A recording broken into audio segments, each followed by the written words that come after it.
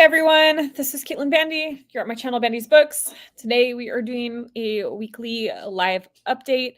I try to do these every Sunday when I am feeling up to it and have time, just to talk to you about what's going on with the channel, what's going on in my week, what I've been reading, what I'm hoping to read in the upcoming week. Just, a little bit of slice of life type of thing. So as per usual, this week I am going to just start by talking about my week. And it was, a pretty chill week. I am in the last week where I have to really be resting. So this week I did start to get slightly more active. I got out a couple times this week to do things. I went to the library once, which was really nice and honestly was super refreshing. We have a really cool local library here in Las Vegas. Well, I guess technically in Henderson, it's close to by me. And they have a really good coffee shop there. They have this beautiful glass wall where there's a bunch of cushy chairs and stuff. It's a quiet reading area. It's just generally a really well-stocked library. So midweek, I went over there to do some work on my laptop because while I have my laptop and printer and everything at home, I also have ADHD brain. And so it's hard for me to focus at home sometimes, especially right now with the dog and the kitten. I would get distracted if the kitten starts crying and want to play with her. So I went over to the local library and sat there, got some coffee, did some computer work, made some good progress on a few of the projects that I'm working on. So that was refreshing. And it wasn't super heavy because, I just basically went in, walked in, bought a coffee, and then sat down and relaxed. So it's just nice to have a change of scenery. I've been in this house a lot this month. And yesterday, Oz and I took a little tiny short field trip to downtown Las Vegas. So in this last couple months, I have found out about 3 new bookish businesses here in Las Vegas. I'm super excited about it. So there's this new bookstore called Buffy's Book Boutique that just opened up, I want to say about a month ago. They did a soft opening. So I got to visit them right before I had my surgery, maybe 2 days prior. So I shot some filming of that, or I shot video of that. So I'll have a video later, probably in June, of that trip. And then I found out there's another bookstore up in downtown Las Vegas that I had never heard of before called the Analog Dope Bookstore. And it is a Black owned and Black focused bookstore. So every single book that they have is written by a Black author. They have a great fiction and nonfiction section, and then they provide vinyl records and all that kind of stuff. So I found out about that. I'd never heard of it before, really wanted to check it out. And I also found out that across the street from this bookshop, there is this coffee shop that focuses on supporting the community with differing abilities here in Las Vegas. The owner has a sibling who has Down syndrome and wanted to provide steady jobs for other people with learning impediments or physical differences and things like that. And so that is the focus of this coffee shop. It's called Dig It. And so we went over there and had coffee and breakfast, and honestly, they had this chocolate cake that was so good. I'm not even really a big chocolate person, but the ho-hos that you could buy in the grocery store that come wrapped in cellophane. So they made an adult version of that. It is this really moist, light, fluffy, chocolatey cake with a buttercream frosting in the middle, and then it's dipped in a chocolate ganache. And this is totally not normally my speed, but this was so good. We had these coconut macadamia lattes that were really delicious. So we enjoyed our little breakfast over there, and then we walked across the street to Analog Dope Bookstore, picked up some dope reads. I came home with a whole stack. I also shot video clips of all of this, so I am going to put together a video of this as well, and it will be probably up in July. I think I have all my videos planned out through June, and then all the new bookstores and stuff, that content will come up in July. And then I also found out that there is a mobile bookstore opening up in Las Vegas as well. So I have reached out to the lady that's opening that bookstore to see if I can come interview her about the process of creating a mobile bookstore and get some behind the scenes footage. So we're trying to work that out. She's obviously very busy with everything going on. So lots of fun stuff in the bookish world. And like I said, a couple of fun field trips. And then I had an extra fun field trip today. Oz and I took Luna up to the mountain area outside of Vegas, and I have a lovely commenter on this channel who has been a big supporter of my channel since the very beginning. She leaves me lovely comments all the time, and she lives up in this mountainous area near Vegas.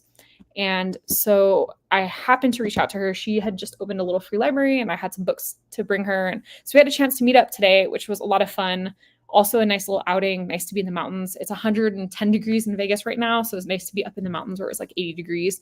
And we just sat and chatted and caught up on life and lots of different topics. So that was also a super, super enjoyable little field trip for me. So it's just been nice to be able to get out of the house a little bit more. In the next couple of weeks, I get to start transitioning into light workouts and very like gentle stretching. I still have to really take it easy, but I'm looking forward to getting back to being much more active. So all positive things in that environment or in that direction. If you're just popping in, feel free to use the chat box to say hello if you'd like.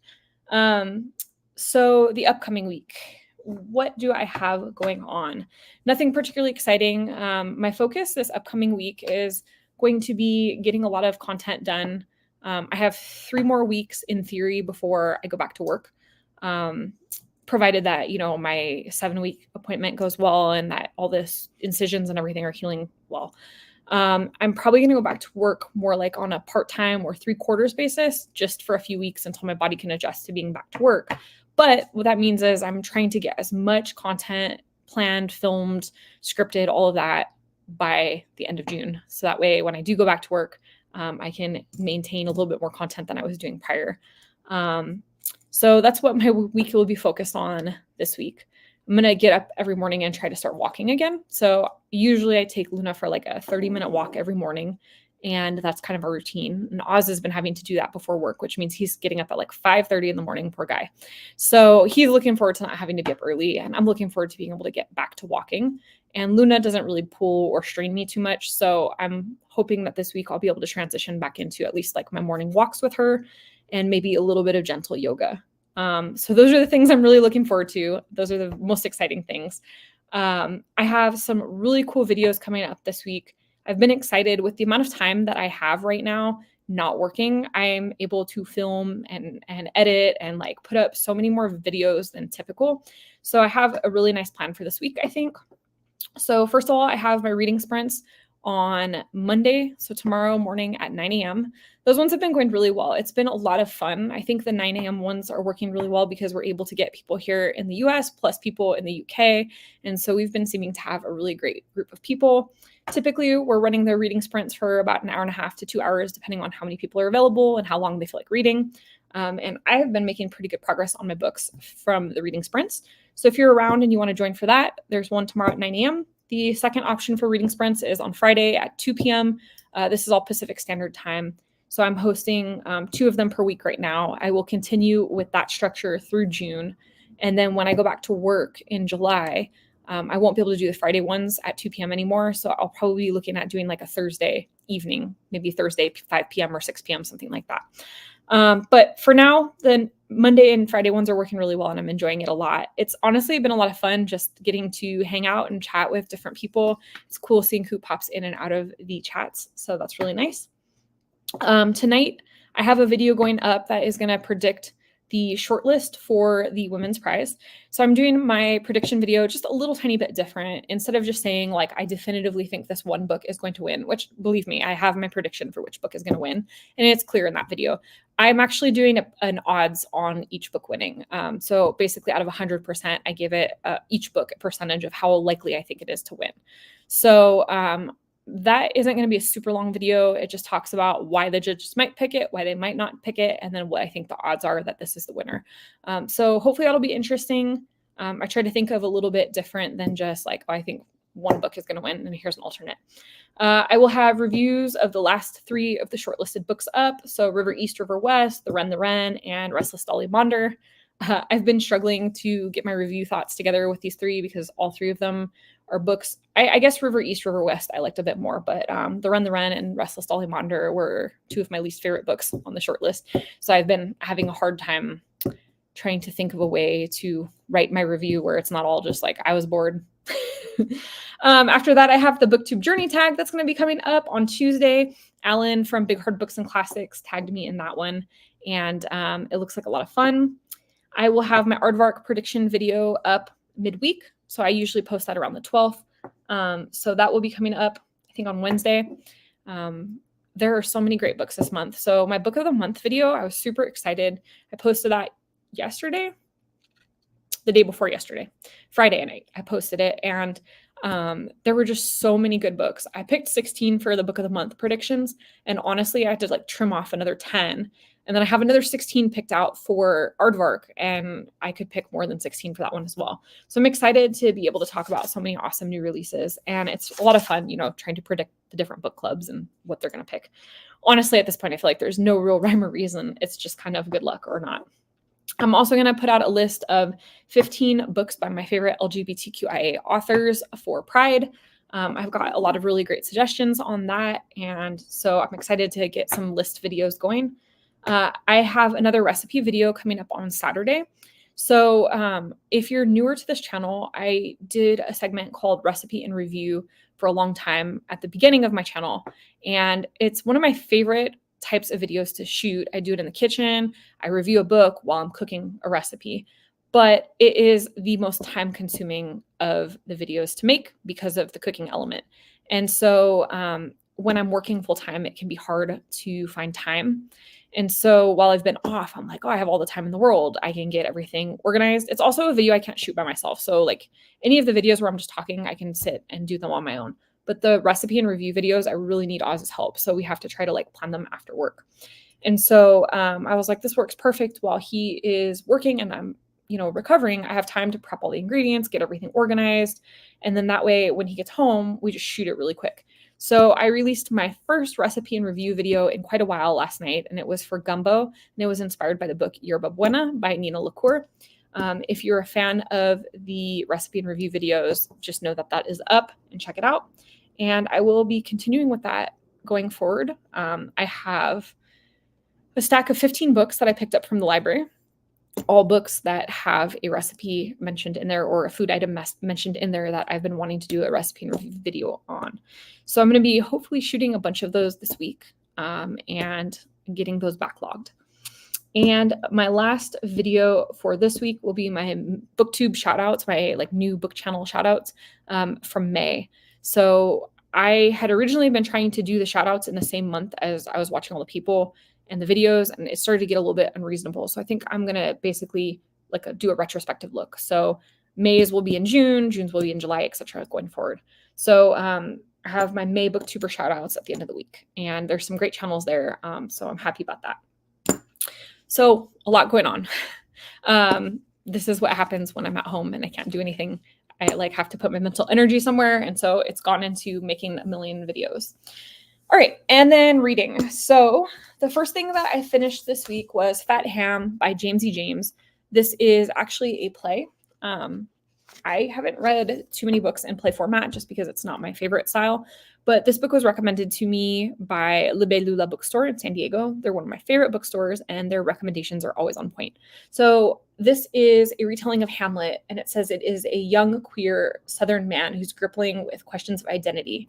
So this was really good, actually. I was surprised. I didn't expect to enjoy this as much as I did. I will say that I feel like because of the play format, it felt maybe a little bit simplistic, but I think that I tried to visualize it as it would be on the stage while I was reading it, and I think it'd be a really fantastic play. And Melinda over at A Web of Stories let me know that this actual play, Fat Ham, is, I want to say, in Portland at one of the theaters up there.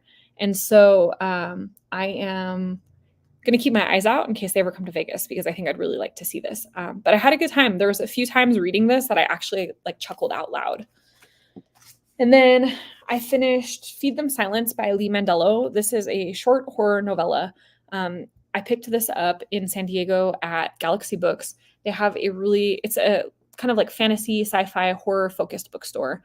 And they have a whole entire shelving unit full of queer horror recommendations. And so this is one of the books that I found there. This is about a scientist, and she is working with a wolf pack, and they have found some sort of technology that allows her brain to intermesh with a wolf's. And it's about this obsessive relationship that she develops in regards to the wolves, and her professional curiosity starts to verge into a personal attachment, and kind of how she's balancing that. This was really interesting. It wasn't as horror-esque as I expected.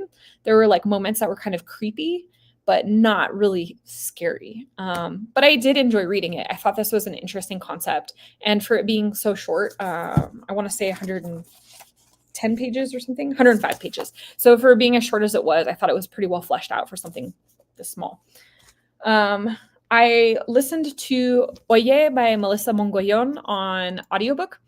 This was a bit of a challenge for me. So Oye is the story of a Colombian family living in Florida. The family is originally fleeing from a hurricane, and grandma refuses to go. She's like, I will stay in my house. The hurricane's never hit. And so that causes some disagreements between the different family members. And then the hurricane passes and they come home to find grandma is very ill. She's turned yellow. She's jaundiced looking. She's rushed to the hospital. And at the hospital, they find out that she has cancer. And it is basically about this family trying to deal with their very quirky, eccentric grandmother and her trauma and how she wants to manage this illness. And that sounds like a very serious book, but it's written in a really sarcastic, satirical sort of a way. It is meant to be humorous.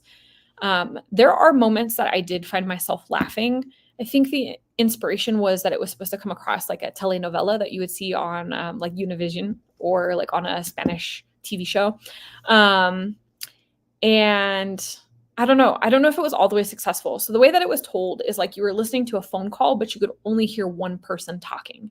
So our main character is constantly talking to her sister, and she's recounting everything that's happening on the phone to her sister, but we can never hear anything her sister is saying. So I overall liked what the book was talking about, but the formatting or the delivery of the book was just not the easiest to follow. Maybe it would be better in the written form. I didn't necessarily find it confusing. I was able to follow all of it, but it just, I don't know, it was a kind of a weird vibe. I was really anticipating this book too. It was one that I was really, really excited about. I'm like, you know what? I love Colombian culture. I love these family sagas. I think that this could be really well done. And it actually ended up being a fairly dark book. And I think because it was trying to be lighthearted while talking about really dark topics, I don't know if that worked all the way. So I don't know, kind of a mixed review on that one. I'm about 80 pages into The Jinn Daughter by Rania Hanna. So Hanna reached out to me and asked me if I would want to read a copy of this book. It's a self-published indie author situation. And I had let her know, you know, hey, I'd love to read it. This is right up my alley. I love books that include Middle Eastern folklore, but I'm going to be out of commission for a bit. And she was like, you know what, that's totally okay. Let me send you a copy anyways when you're feeling up to it, if you would read it and post a review. So I started that this week. I read it on Friday during our reading sprints, and I managed to get through the first 80 pages. This is interesting so far. So the beginning of the book was a little bit chaotic. There was a lot of different storylines getting woven together. But as I've gotten a little farther in, like past 50 pages, now all of a sudden the story is starting to focus and narrow down into like the direction I think it's going to go. And I've been enjoying it a lot more since the focus has become more clear. I will probably be finishing this up maybe tonight if I have time to sit down and read. But if not, I might be finishing it tomorrow during reading sprints. So also not a super long book. And I really love this cover. Like, I think that her cover design here is really on point. And then the last book that I started this week was Alice, Sadie, Celine by Sarah Blakely Cartwright. I am about halfway through this book. Same thing with this one, kind of a slow start, a couple different things going on. So one of our characters is in a play. She's an actress, and she's like having her opening night, and she expects her best friend to be there. Her best friend is on a romantic rendezvous with her significant other. And I won't go into details here, but it is a very special rendezvous that cannot be postponed. Of course, she doesn't explain that to anyone. She doesn't tell her best friend, like, hey, this is why I can't make it. She just says, hey, I have other things. So one of them is feeling upset because she's feeling unsupported by her best friend. The other one's hiding secrets from her best friend. And then the mom gets sent in place for the best friend. And then the mom and the friend start having a hot and steamy kind of a relationship. And it's a little abrupt, I guess. Like, I don't really see how the relationship developed. It just kind of feels like it came out of nowhere. I'm not far enough in to know how that's going to have if it's going to have consequences on the friendship between the two girls. But it's well enough written so far. I'm not far in enough, I guess, yet to really make up my mind on the book. I'm glad you're doing the recipe book reviews videos again. Also glad you're feeling better and getting out of it. Thank you. I am excited to be doing the recipe videos again as well. They're lots of fun. I like getting to mix my food and books, and I'm glad that I am able to start getting out a little bit as well, as I have definitely been going a bit stir crazy. So now, as far as what I'm planning to read this week, as usual, it's always flexible, but these are the things that I would really ideally like to get to. So I really want to get to Manhunt by Gretchen Felker Martin. This is a story about like a post-apocalyptic situation, and we have Beth and Fran who are traveling through the New England coast and trying to survive the apocalypse. I've heard that this is really gory and gruesome. I'm totally okay with that going into it. As long as I'm not like surprised by the gruesome and I have the time to mentally prepare, I think I'm okay. So I'm hoping to get to this week. I also have 2 books by Carmen Maria Machado, In the Dream House and Her Body and Other Parties. Both of them are probably my most anticipated reads for the month. So I'm probably, there we go, probably going to start these this week, at least one of them. I may not read both of them at the same time, but I definitely want to get to one of these. I haven't decided which one I want to start with yet. So if you have an opinion one way or the other, let me know. And then I also am reading for the Read Historical Fiction 2024. So I want to get to Homegoing this week. I have been working my way through a handful of historical fictions. This is one I keep meaning to read and then for whatever reason never get to it. So I picked this for Read Historical Fiction for the book set in another country. And so I really want to get to this. Lots of reading time this week.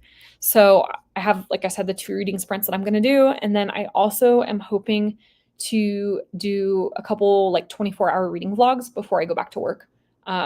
Just as a challenge, like to see how much I can read in 24 hours or, you know. So if I do that, then hopefully I can fly through some of these books this week. So I think that is everything. We talked about life. We talked about channel updates. We talked about what I've read this week and what I'm hoping to read next week. I think that is pretty much everything for now. I hope that everybody had a really good weekend, and I hope you're ready for Monday and the new week to start. I hope that your week coming up includes lots of good reading and rest and relaxation. And just remember to take care of yourself. And I guess that's it for now. So I'll see you all next time. Bye.